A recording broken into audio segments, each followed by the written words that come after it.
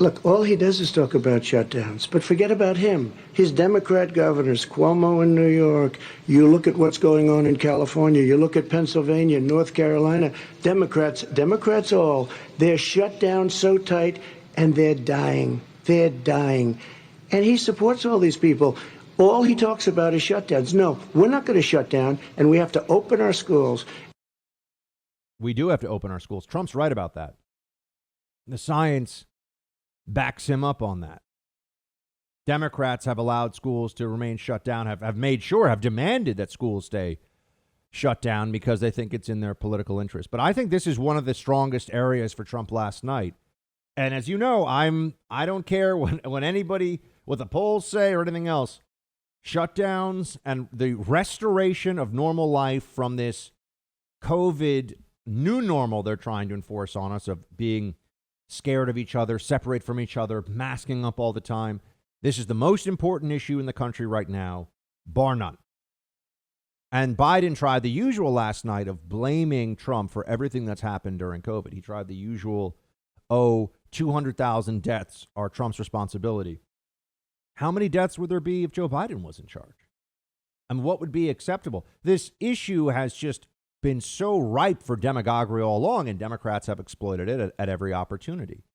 That has been their approach, which I know is completely unsurprising, but we should at least see this for what it is.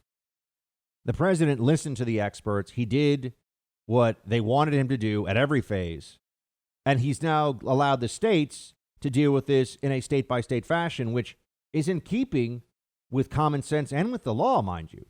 A lot of places are using what are effectively police powers and to create they've got a state of emergency, and they're using police powers under the state of emergency to quarantine an entire population at different levels. And it's kind of a few layers all coming together. That's not something the federal government should do. Think about what the Democrats are really arguing for here.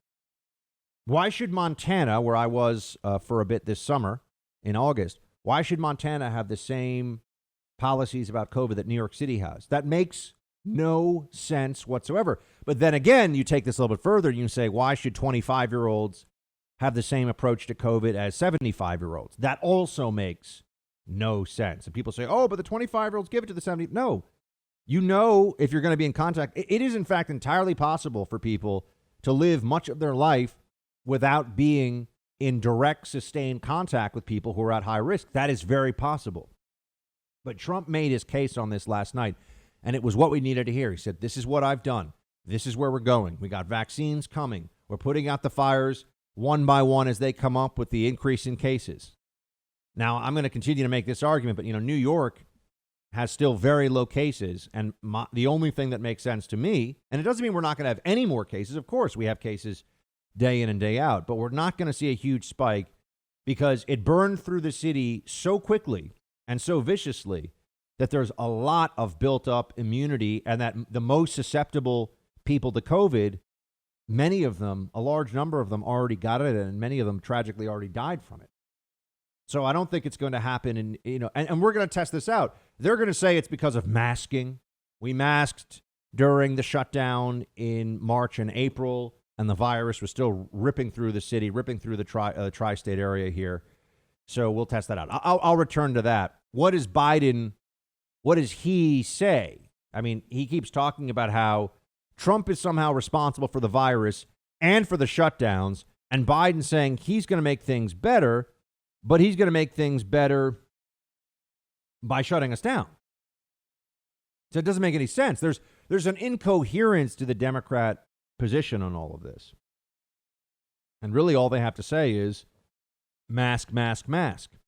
And I remember when just a few months ago, all they had to say was testing, testing, testing. Remember that with Nancy Pelosi? Testing. You got to test and trace. And a lot of us said, well, hold on. When a virus has gotten to this level of spread already in society, you're not going to be able to trace it at all. And when you're testing a lot, you're just going to end up finding a lot of low-level, unimportant cases because you're not just testing people to go to the hospital now. You're going to test all over the place. Somebody has a sniffle. Oh, I got to go to the corner and get a COVID test. Remember when testing was supposed to be the thing that saved us from this? Now we test all the time. Now it's masks.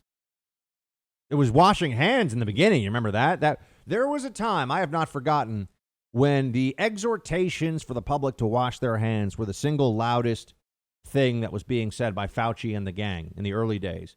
They believe that was really how we were getting it. It wasn't even airborne or aerosolized the way that we have now come to believe it is. Biden wants you masking up all the time. Play 12. 220,000 Americans dead.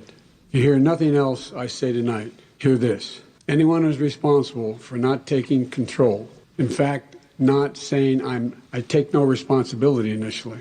Anyone who's responsible for that many deaths should not remain as President of the United States of America. We're in a situation where there are 1,000 deaths a day now, 1,000 deaths a day. And there are over 70,000 new cases per day.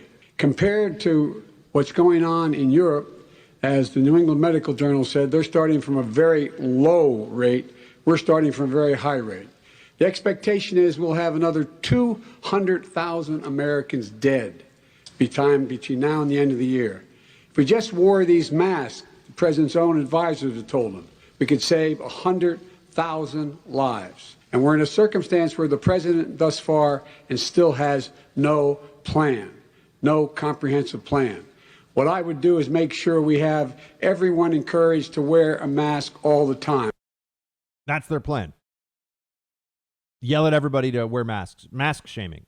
They think that will stop this. This is delusional. The data does not support this. Even if masking works at some level, and I'm sure it does help at some level for sure. I mean, I believe that it does. But to stop this? No. I mean, who knows? 10%, 20% reduction in cases over a period of time. But it's not even clear that reduction protects those, that those people don't get infected just outside the time frame you're looking at for the study. You're essentially delaying the spread of a virus that is spreading all throughout the population. But mask up all the time. That's the Biden plan. Hey, Team Buck, thank you so much for watching The First on YouTube. If you like this video, please click that little thumbs up button so then it will log as liked. And also, if you want to see more great content from The First, please click subscribe.